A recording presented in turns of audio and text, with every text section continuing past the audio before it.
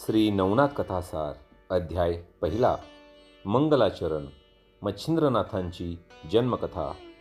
या अध्यायाच्या नित्य पठनाने श्रवणाने घरातील संबंध बाधा नाहीशी होते। श्री गणेशाय नमः, श्री गुरुभ्यो नमः, श्री पांडुरंगाय नमः, श्री कुलदैवताय नमः, श्री माता पितृभ्याय नमः। कलियुग सुरू झाल्यावर श्री विष्णूंनी नवनारायणांना द्वारकेत बोलावण्यासाठी आपल्या दूतांना पाठवले। त्या प्रसंगी विष्णू स्वतः सोन्याच्या सिंहासनावर बसले होते। तेवढ्यात निरोप पाठवल्याप्रमाणे नवनारायण तेथे आले। हे नवनारायण म्हणजे कवी, हरी, अंतरिक्ष, प्रबुद्ध, पिप्पलायन, अविर्होत्र, द्रुमिल, चमस आणि करभंजन हे होत। त्या नवनारायणांना पाहताच भगवान विष्णूंना फार आनंद झाला। ते लगेच सिंहासनावरून उतरले आणि मोठ्या प्रेमाने त्यांना भेटले। मग त्यांना सन्मानाने सुवर्ण सिंहासनावर बसवून त्यांची षोडशोपचारांनी पूजा केली। तो मान सन्मान पाहून नवनारायणांनी विचारले, आम्हाला कशासाठी येथे बोलावले? त्यांचा प्रश्न ऐकून विष्णू म्हणाले, तुम्हाला येथे बोलावण्याचे कारण असे की आपल्या सर्वांना आता कलियुगात अवतार घ्यायचे आहेत। ज्याप्रमाणे राजहंस एकजुटीने समुद्राच्या पाण्यात जातात, त्याचप्रमाणे आपण सर्व एकदम अवतार घेऊन भूलोकात प्रकट होऊ। श्री लक्ष्मी विष्णूची ही कल्पना ऐकून ते म्हणाले की जनार्दन, आपण आम्हाला अवतार घ्यायला सांगता, पण तो कोणत्या नावाने आणि कुठे घ्यायचा ते सांगा। यावर द्वारकाधीशांनी सांगितले, तुम्ही सर्वांनी अवतार घेऊन संप्रदाय स्थापन करा व दीक्षा देऊन उपदेश करत राहा। यावर तुम्ही कदाचित असे म्हणाल की आम्हालाच फक्त अवतार घ्यायला सांगता, पण असे मनात आणू नका। तुमच्याबरोबर मृत्यूलोकात जन्म घेणारे बहुत जण आहेत। प्रत्यक्ष वाल्मिकी हे तुळशीदास होतील, शुक्रमुनी हे कबीर, व्यासमुनी हे जयदेव होतील, तर माझा अगदी सर्वात आवडता जो उद्धव आहे तो नामदेवाचा अवतार घेईल। जांबुवंत हा नरहरी या नावाने मृत्यूलोकी प्रसिद्ध होईल, तर माझा भाऊ बलराम हा पुंडलिक बनेल। एवढेच नव्हे तर मी सुद्धा तुमच्याबरोबर नामदेव या नावाने अवतार घेऊन येणार आहे। तसेच कैलाधिपती शंकर हे निवृत्तीनाथ होतील। ब्रह्मदेव हे सोपान या नावाने अवतार घेतील। योगमाया मुक्ताबाई आणि हनुमान रामदास होतील। कुब्जा जनीदासी या नावाने प्रसिद्धीस येईल। एवढे झाले की मग आपण कलियुगात भक्तीचा महिमा वाढवू।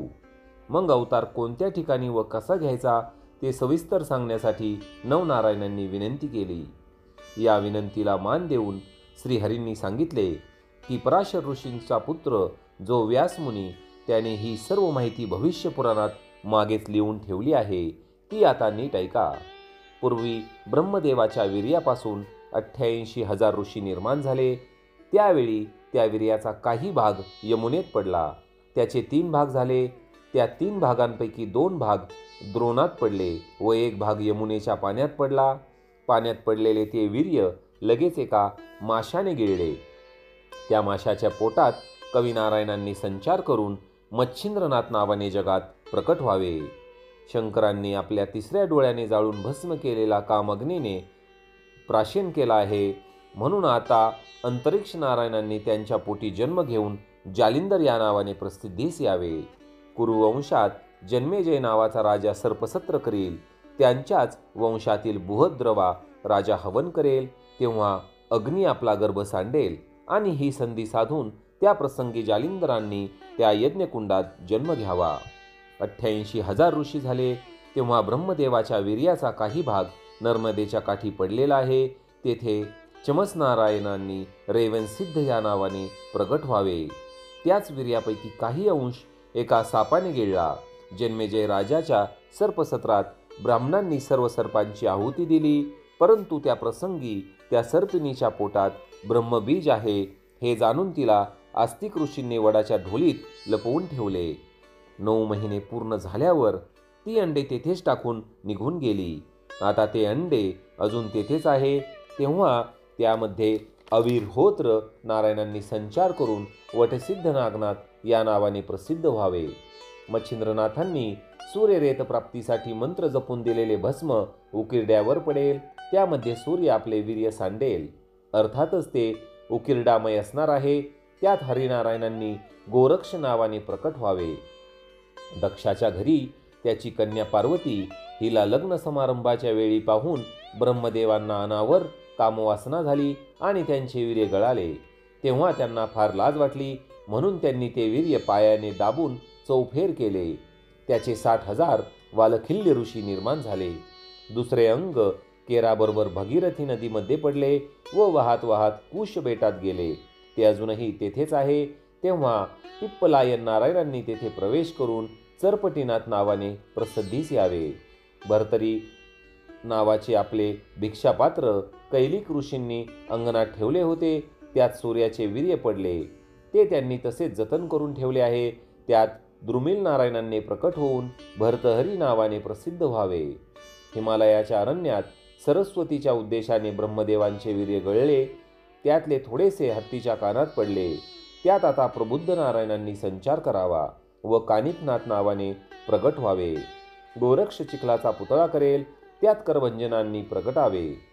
अशा तऱ्हेने लक्ष्मीकांतांनी कोणी कोठे व कसा अवतार घ्यायचा ते सविस्तरपणे सांगितल्यावर या नवनारायणांचे पूर्ण समाधान झाले. मग ते आज्ञा घेऊन तेथून निघून मंदार पर्वतावर गेले. तेथे शुक्राचार्यांच्या समाधीजवळ समाधीस्थ होऊन राहिले. पुढे हे 9 व शुक्राचार्य असे 10 जण निघाले. एके दिवशी शंकर व पार्वती कैलासावर गप्पा मारत होते.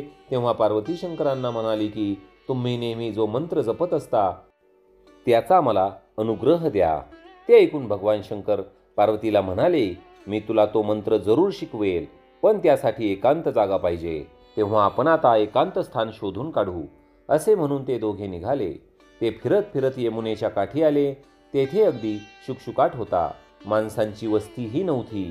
त्यामुळे त्यांनी तीच जागा पसंत केली व तेथे ते दोघे बसले. मग शंकर पार्वतीला मंत्रोपदेश करू लागले.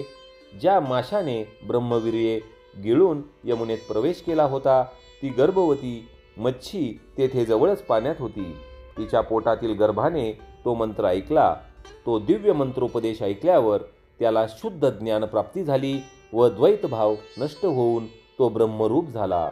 उपदेश सांगितल्यावर भगवान शंकरांनी उपदेशाचे सार पार्वतीला विचारले.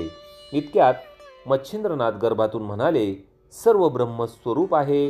हे उत्तर ऐकून शंकरांनी आवाजाच्या दिशेने पाहिले. तेव्हा त्यांना माशाच्या पोटात कवी नारायणांनी संचार केल्याचे समजले. मग शंकरांनी त्यांना सांगितले, तुला माझा उपदेश ऐकल्याने पुष्कळ फायदा झाला, परंतु हाच आदेश मी तुला दत्तात्रेयांकडून करवेल. त्यासाठी तू पुढे बद्रिकाश्रमास ये, तेथे मी तुला दर्शन देईल.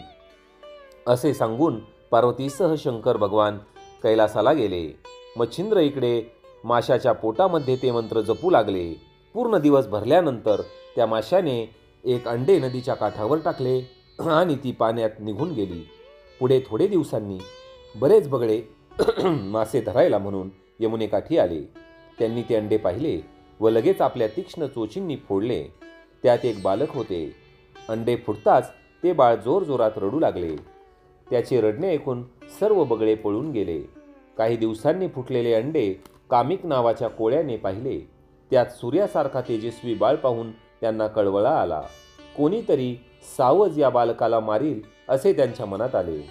इतक्यात आकाशवाणी झाली, हा साक्षात कवी नारायणांचा अवतार आहे. या बालकाला तू तुझ्या घरी घेऊन जा. याचे नीट पालनपोषण कर आणि ह्याचे नाव मच्छिंद्रनाथ ठेव. मनात कोणतीही शंका आणू नकोस. ते ऐकून कोळ्याला खूप आनंद झाला व त्याने मोठ्या आनंदाने त्याला घरी नेले. आपल्या शारद्वता नामक पत्नीजवळ दिले आणि तो तिला म्हणाला, ईश्वराने आपल्याला हा मुलगा दिला आहे, त्याचे नीट पालनपोषण कर. ती मुलासाठी आसुसलेलीच होती. ते ऐकून तिलाही खूप आनंद झाला. मग तिने त्याला मोठ्या प्रेमाने जवळ घेतले. तोच तिला पाना फुटला. मग मुलाला पाजून नाहू माखू घालून पाळण्यात झोपवले. आधीच त्या दोघांना मूल होण्याची शक्यता नव्हती. त्यात असा अचानकपणे तेजस्वी पुत्र हाती लागल्याने त्यांचा आनंद गगनात मावेनासा झाला. मच्छिंद्रनाथ 5 वर्षांचे झाल्यावर एक दिवस त्यांना बरोबर घेऊन त्यांचे वडील मासे मारण्यासाठी यमुना नदीवर गेले. तेथे त्यांनी मासे पकडण्यासाठी जाळे पसरले. पुष्कळ मासे जाळ्यात आल्यावर ते मच्छिंद्रनाथांजवळ ठेवून ते पुन्हा जाळे पसरून बसले. ते पाहून आपले वडील आपल्या मातृकुळाचा नाश करायला निघाले आहेत असे मच्छिंद्रनाथांच्या मनात आले. आपण येथे असताना हे शांत बसून पाहणे योग्य नाही असे मच्छिंद्रनाथांना वाटले. आस्तिक ऋषींनी ज्याप्रमाणे आपल्या मातृकुळाचे रक्षण केले तसे आपणही करावे म्हणून ते एक एक मासा पाण्यात पुन्हा टाकू लागले. आपण एवढे कष्टाने पकडलेले मासे आपला हा मूर्ख मुलगा पाण्यात सोडतो आहे हे पाहून त्यांना फार राग आला. त्या रागाच्या भरात ते मुलाला मारू लागले व म्हणाले, अरे तू हे काय करतोस? माझे कष्ट सगळे वाया गेले. आता खाशील काय? भीक मागायची लक्षणे आहेत ही. वडील अशा तऱ्हेने रागावल्यावर त्यांची नजर चुकवून मच्छिंद्रनाथ तेथून निघून गेले. त्यांना फार वाईट वाटले. भिक्षेचे अन्न पवित्र असते, तेच आपण खावे असा विचार करून ते बद्रिकाश्रमात गेले. तेथे त्यांनी 12 वर्ष कडक तपश्चर्या केली.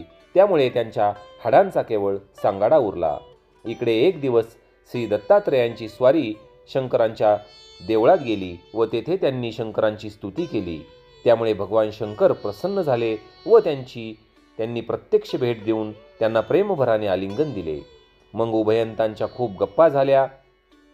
तेव्हा बद्रिकाश्रमाचे अत्यंत रमणीय अरण्य पाहण्याची श्री भगवान दत्तात्रेयांना इच्छा झाली. त्यांनी आपले मनोगत भगवान शंकरांना सांगितले. मग त्यांना बरोबर घेऊन भगवान शंकर अरण्यात बद्रिकाश्रमात गेले. तर श्रोतेहो, उर्वरित कथा जी आहे ती आपण पाहणार आहोत भाग 2 मध्ये. श्रोतेहो, जसे आपल्याला माहीत आहे की मच्छिंद्रनाथांचा संजीवन समाधी सोहळा जो आहे तो 30 मार्चला रविवारच्या दिवशी असणार आहे, गुढीपाडव्याच्या दिवशी. तर त्यानिमित्तच ही खास नवनाथ भक्तांसाठी ही भेट आहे. आपण या नवनाथ भक्तिसार ग्रंथाचे संपूर्ण वाचन येत्या 10 दिवसात करणार आहोत. त्यामुळे चॅनलवर जर आपण नवीन असाल तर चॅनलला सबस्क्राईब करा आणि या मराठी भक्ती परिवाराचे सदस्य व्हा. सर्व नवनाथ भक्तांना हा व्हिडिओ देखील शेअर करायला विसरू नका. धन्यवाद.